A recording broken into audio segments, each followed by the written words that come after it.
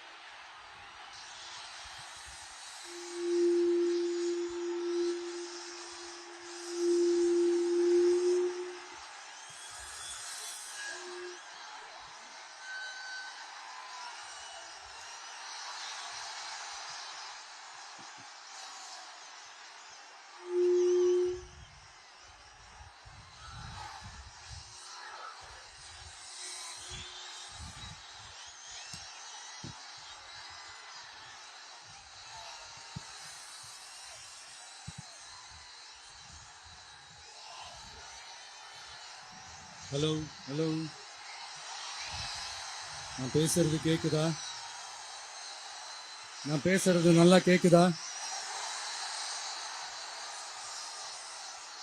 ஏன்னா காலையில நான் பேசும்போது நான் பேசுறது ஒரு 2 செகண்டுக்கு அப்புறம் தான் எனக்கே கேட்டுச்சு. Hello hello hello hello hello, கேக்குதா? இல்ல காலையில நான் பேசும்போது நான் பேசுறதே எனக்கே ஒரு 2 செகண்ட் கழிச்சு தான் கேட்டுட்டு இருந்தது. அதனால கொஞ்சம் கன்ஃபியூஸ் ஆயிட்டேன்.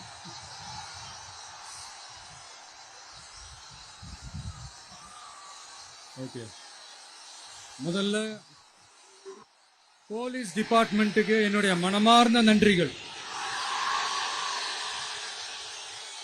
அவங்க இல்லைன்னா அந்த பைபாஸ்ல இருந்து இந்த ஸ்பாட்டுக்கு என்னால வந்திருக்க முடியுமான்னு எனக்கே தெரியல. So once again, thank you so much.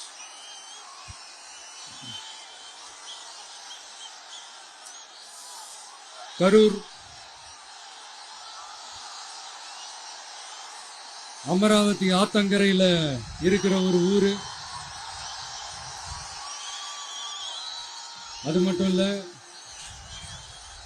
இங்க ரொம்ப முக்கியமான டெக்ஸ்டைல் மார்க்கெட் ரொம்ப ஃபேமஸ், எல்லாருக்குமே தெரிஞ்ச ஒரு விஷயம் தான். அந்த மாதிரி கரூரை பத்தி பெருமையா சொல்லிக்கிறதுக்கு நிறைய விஷயங்கள் இருக்கு. அதுல எந்த மாற்று கருத்துமே கிடையாது. ஆனா இப்போ ரீசன்ட் டைம்ல பாத்தீங்கன்னா இந்தியாவிலேயே கரூர் அப்படின்னு சொன்னாலே ஒரே ஒரு பேர் தான் ரொம்ப ஃபேமஸா ஜொலிக்குது. அதுக்கு யார் காரணம்?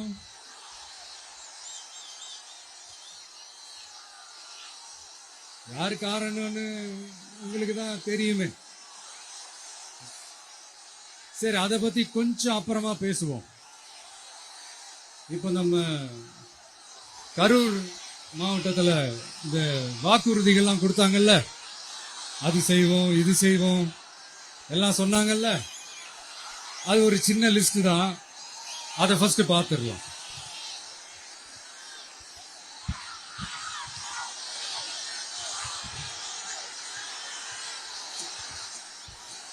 இந்த கரூர் மாவட்டத்துல இந்த பேரீச்சை வளர்க்க சிறப்பு திட்டம் செயல்படுத்தப்படும். இத்திட்டத்தின்படி பேரீச்சை வளர்க்க நிதி உதவி வழங்கப்படும். வாக்குறுதி நம்பர் 81. பேரீச்சை மரத்தை விடுங்க, அட்லீஸ்ட் இந்த பேரீச்சை விதையாச்சும் கண்ணில் காட்டினாங்களா? துபாய் குறுக்கு சந்து கதை தான்.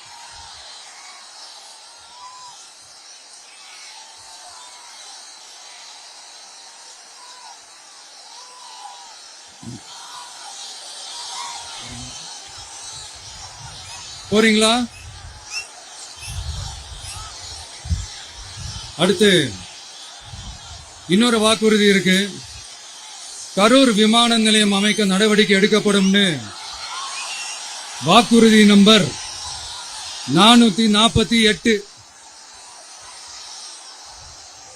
ஆட்சியே முடிய போகுது. 4.5 வருஷம் முடிஞ்சிருச்சு. இப்ப போய் ஒன்றிய அரசு கிட்ட அமைச்சர் போய் கோரிக்கை வைக்கிறாரு. என்னன்னு? ஏர்போர்ட் கட்டணும். ஐயா அமைச்சரே, இதுதான் உங்க டக்கா?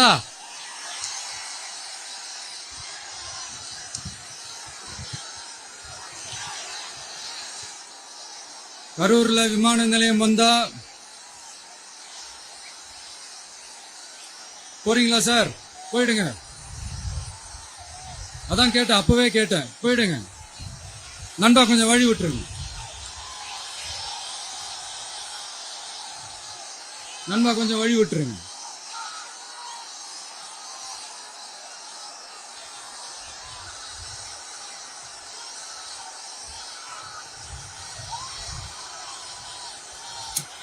கொஞ்சம் வழி விட்டுருங்க. போயிட்டு போயிடுங்க.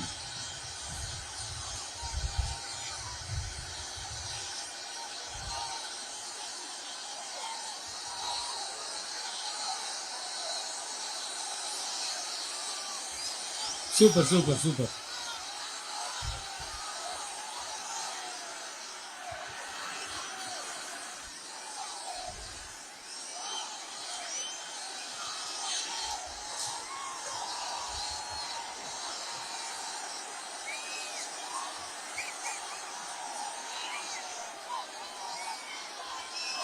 என்னப்பா ஆம்புலன்ஸ்ல நம்ம கொடி இருக்குது?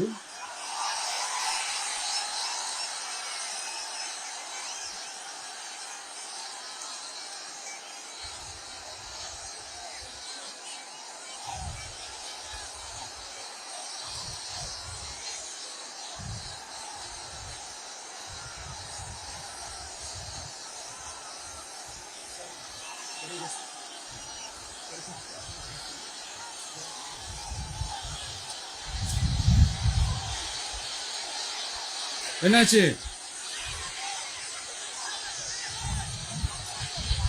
தண்ணி கொடுங்க, தண்ணி பாட்டில் கொடு, தண்ணி பாட்டில் கொடு.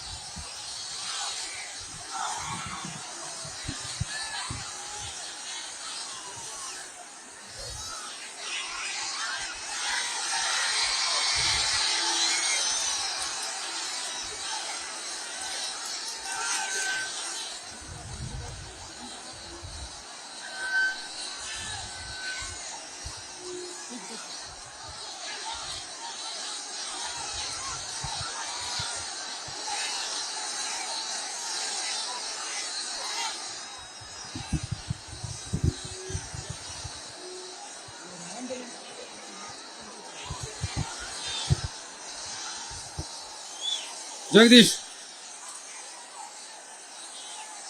உடனே ஒரு ஆம்புலன்ஸ் கூப்பிட்டுருப்பா.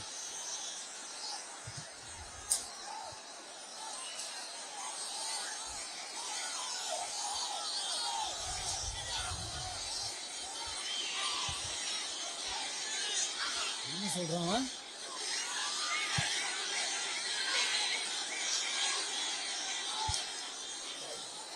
क्राउड वॉज हो गया सर 5 मिनट थोड़ा स्पीच होल्ड करिए mic check mic check mic check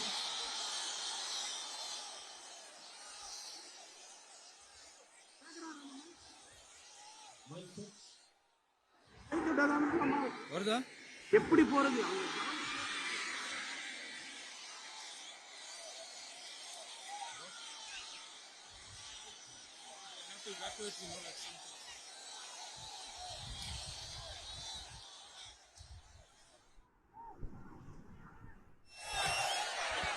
Udaya தண்ணி பாட்டில் வாட்டர்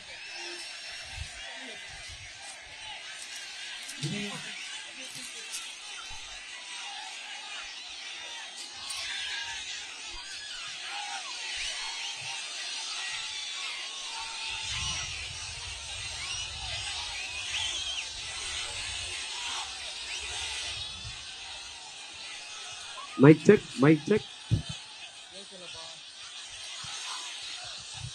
என்னப்பா? ஆ? கமிங் கமிங் கமிங் ஆம்புலன்ஸ் வருது வருது வருது.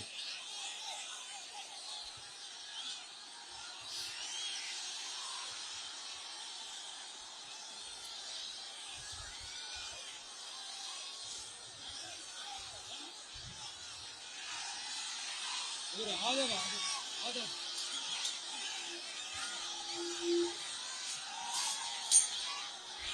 பேசலாமா?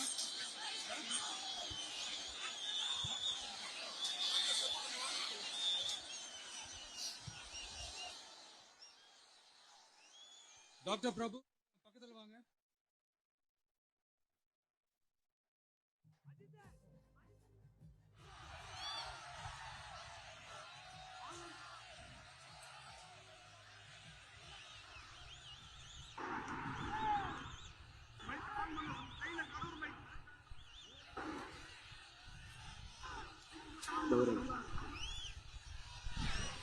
மைக் ஆன் பண்ணுங்க.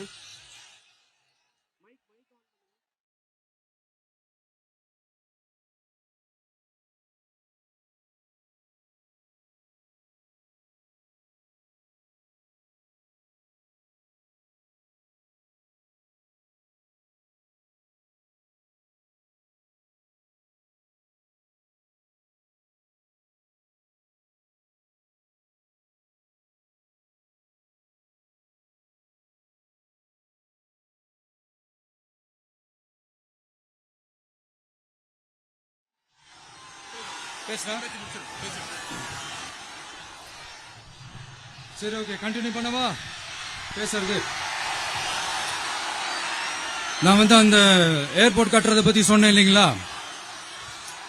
அது இங்க கட்டினா அந்த ஜவுளி தொழில்லாம் ரொம்ப நல்லா டெவலப் ஆகுன்றது உண்மையான விஷயம்தான். But at the same time இந்த பரந்தூர் மாதிரியே இந்த மக்கள் பாதிக்காத வண்ணம் அந்த இடங்களா பார்த்து அந்த ஏர்போர்ட் கட்டினா இன்னும் நல்லா இருக்கும். அப்புறம் நம்ம கரூர் பிரச்சனைக்கு வருவோம். இந்த மணல் கொள்ளை தாங்க கரூரோட தீராத தலைவலி. மணல் கொள்ளை கரூரை வறண்ட மாவட்டமாக்கிட்டது மட்டும் இல்லாம சட்டவிரோத கல் குவாரிகள் கரூரின் கனிம வளத்தை அழிச்சுக்கிட்டு இருக்கு. இதுக்கு காரணம் யாரு சிஎம் சார்? 11 மணிக்கு பதவி ஏத்துக்கிட்டா 11:05 மணல் கொள்ளை அடிக்கலாம்னு ஓபனா சொன்னவங்க தானே உங்க ஆளுங்க. 2026 மணல் கொள்ளை அடிக்கிறவங்க கிட்ட இருந்து அதுல வர்ற பணத்தை வச்சு தமிழ்நாட்டு மக்களை விலைக்கு வாங்கிடலாம்னு கனவு காண்றவங்க கிட்ட இருந்து நம்ம காவிரி தாய்க்கும் கரூருக்கும் விடுதலை வேண்டுமா வேண்டாமா? கிடைக்கும், கவலைப்படாதீங்க. தமிழ்நாட்டின் 3வது பெரிய ஏரி இங்க இருக்கிற பஞ்சப்பட்டி ஏரி. அதோட பருப்பு 1000 ஏக்கருக்கு மேல. அந்த ஏரி நல்லா இருந்தா விவசாயம் செழிப்பா இருக்கும். விவசாயம் செழிப்பா இருந்தா மொத்தமா பல லட்சம் குடும்பம் சந்தோஷமா இருக்கும். ஆனா பல வருஷமா அதை சீரமைக்காம அதுக்கு தண்ணி வர்ற வழிகளை சரி செய்யாம போட்டு வச்சிருக்கிறாங்க இந்த ஆட்சி செய்யறவங்க. நம்ம ஆட்சி, அதாவது உங்க ஆட்சி வரும் அன்னைக்கு இந்த பஞ்சப்பட்டி ஏரிக்கு உயிர் வரும். உங்க முகத்தில் நிம்மதி சந்தோஷம் எல்லாம் திரும்ப வரும். ஜவுளி தொழில் கரூர் நகரை வளர்த்தெடுக்குது. இருந்தாலும் மக்கள் பாதிக்காத வண்ணம் ஜவுளி தொழிற்சாலைகள் இருந்து வெளியேறிய கழிவுகளை சுத்திகரிக்க அறிவியல் பூர்வமான நடவடிக்கைகள் எந்த அரசும் எடுக்கவே இல்லை என்ற கவலை மக்கள் கிட்ட இருக்கு. இதை தீர்க்கக்கூடிய பிரச்சனைகள் எல்லாம் அலசி ஆராய்ந்து உண்மையாகவே நாம அவற்றை முன்னெடுப்போம். இப்ப நான் ஒரு விஷயத்தை பத்தி முன்னாடியே பேசலாம்னு சொன்னேன்ல, இப்ப அந்த விஷயத்துக்கு வருவோம். இப்போ கரூர்ல வழி விட்டுருங்க அகைன். அப்ப நம்ம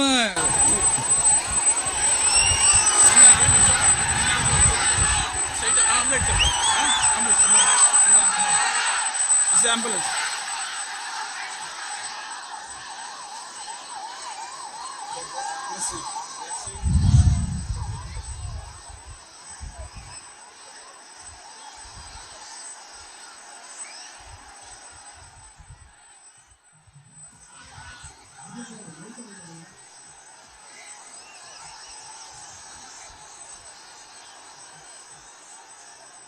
கொஞ்சம் வழி விட்டுருங்க நண்பா, ப்ளீஸ் ப்ளீஸ் ப்ளீஸ் கொஞ்சம் வழி விட்டுருங்க.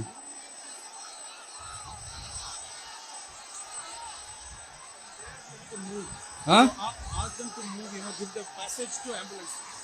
Here there's a lot of people down, they have to take them to ambulance. கொஞ்சம் அந்த வழி விட்டீங்கன்னா அந்த ஆம்புலன்ஸுக்கு அவங்களை கூட்டிட்டு போகணும். அந்த வழி விட்டுருங்க அப்படியே.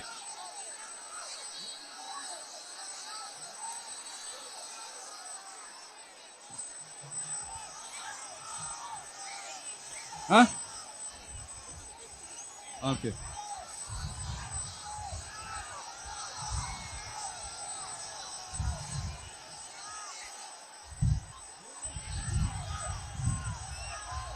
பேசலாமா? கண்டினியூ பண்ணலாமா?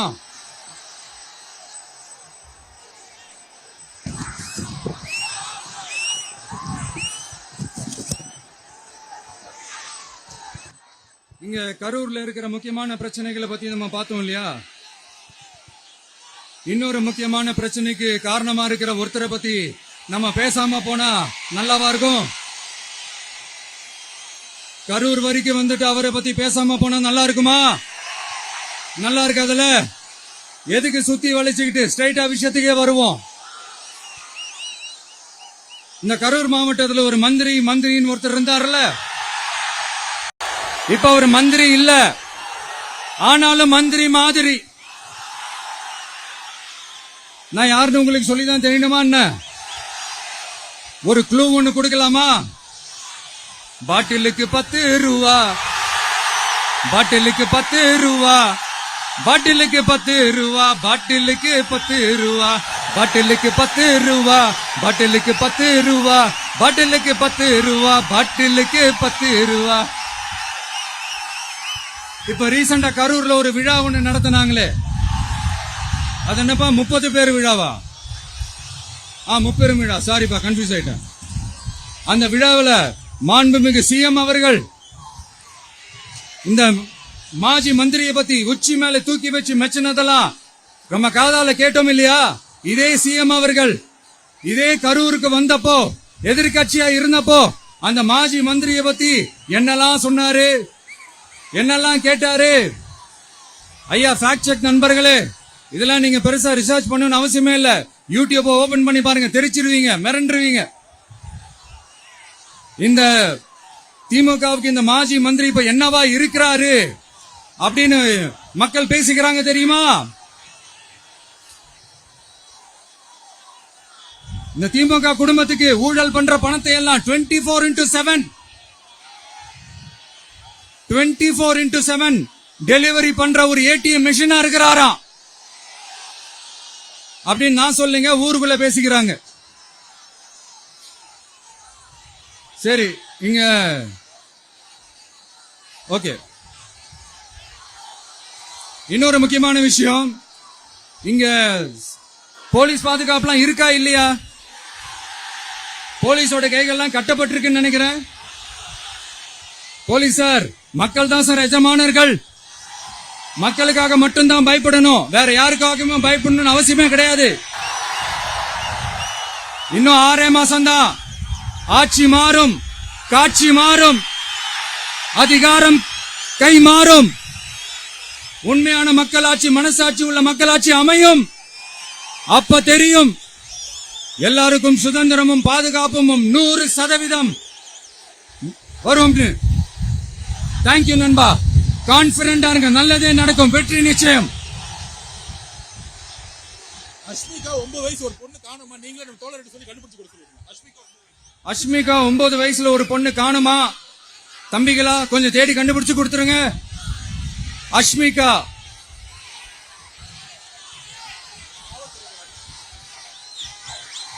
Police sir, please help sir, please. Thank you நண்பா, thank you. See you all. Thank you.